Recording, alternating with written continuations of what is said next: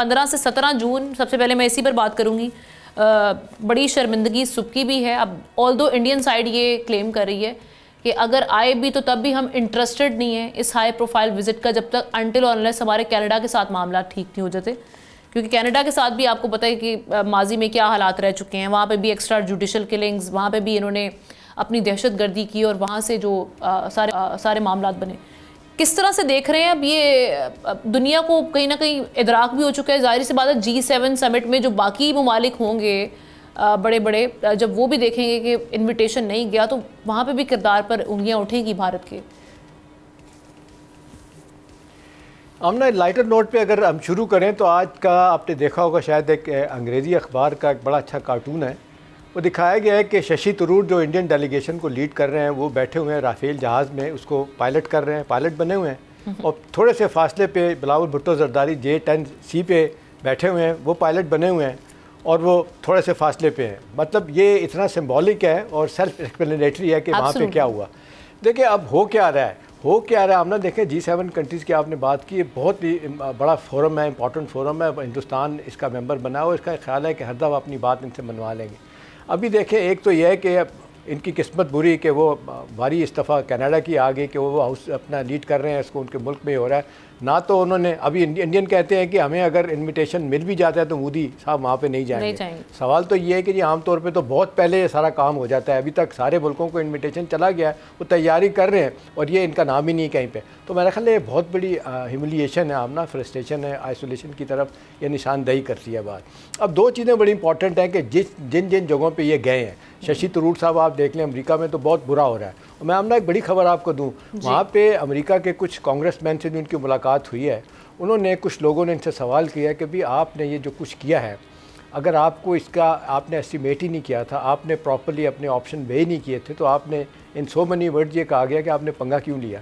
آپ کو پتہ تھا کہ آپ کی مار لگے گی تو آپ نے یہ انیشیٹو کیوں لیا. اب آپ ہمارے پاس آ گئے. اور پھر ساتھ ساتھ یہ بھی سوال اٹھایا جا رہا ہے کہ آپ ہمارے پریزیڈنٹ کو امبیرس کرنے کی کوشش کر رہے ہیں, جو 9 دفعہ کہہ چکے جنگ بندی ہم نے کروائی. اور پھر بار بار سوال ہو رہا ہے کہ مارکو روبیو کو کب فون کیا تھا, ٹائم دے رہے ہیں ان کو کہ مودی نے فون کیا تھا, جے ڈی وینس کو فون کیا تھا مودی نے. اس کے بعد پھر جب حرکت میں آئے تھے اپنا مارکو روبیو, اور پھر انہوں نے جنگ بندی کا سلسلہ, اور پھر مارکا طلع وہ جملہ مجھے طرح یاد ہے کہ جب پاکستان کے ایک اہم شخصیت نے مارکو روبیو سے بات کی تھی اور کہا تھا کہ دیکھیں آپ کے کہنے کے مطابق ہم نے ریئیکٹ نہیں کیا تو ہم اب ریئیکٹ کریں گے, تو انہوں نے آگے سے کہا take your turn and inform me I will get it stopped, یعنی وار کو میں ختم کروا دوں.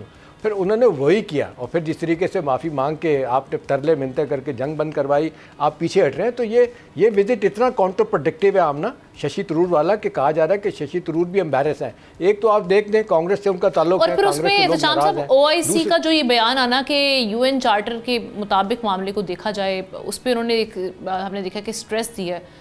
تو یہ بھی کہیں نہ کہیں ناکامی ہے انڈیا کے نیریٹو کی, جو معاملات انہوں نے پہلگام اور ٹیکس سے سٹارٹ کیے. اور پھر شہباز شریف صاحب پرائم منسٹر کا بھی جو آج کی سٹیٹمنٹ ہے کہ ہم کہیں بھی دنیا میں آپ مذاکرات رکھنا چاہتے ہیں, پاکستان اس کے لیے ولنگ ہے, اور وہ ہم کشمیر ایشو ہو, چاہے ٹریڈ ہو, چاہے ٹیررزم ہو, چاہے واٹر ہو, سب پر بات کرنے کے لیے تیار ہیں. سو ایک ہم دیکھ رہے ہیں کہ ایک جو فریق ہے وہ بات سے بھاگ رہا ہے اور پھر اس کا جو نیریٹو ہے اس کو پروو بھی نہیں کر پا رہا. اب نا دیکھیں یہ پہلگام جو ہے نا بہت سے حوالوں سے یہ بلیسنگ ان ڈسکائز بھی ہمارے لیے ثابت ہوا ہے. ابھی آپ دیکھ لیں کہ ایک مدت سے, مجھے کہنے میں کوئی عار نہیں ہے, میں عام سٹیزن کے طور پہ بات کہہ سکتا ہوں کہ OIC کا پلیٹ فارم جو ہے نا وہ کشمیر کی بات ہی کرنی چھوڑ دی تھی. اس کا ذکر ہی نہیں ہوتا تھا کہ یہ کشمیر ریزولوشن جو ہے نا, یہ اپنا کشمیر ڈسپیوٹ یہ یونائٹڈ نیشن کی 2 بڑی قراردادوں کے روشنی میں منظور کیا جائے, طے کیا جائے, یہ ہوتا ہی نہیں تھا. ابھی آپ دیکھ لیں OIC کا یہ کہنا ہے, کچھ لوگ کہہ رہے ہیں کہ یہ پچھلے دنوں جو عرب لیگ کا اجلاس ہوا وہاں پہ بھی اس طرح کی باتیں ہوئی ہیں.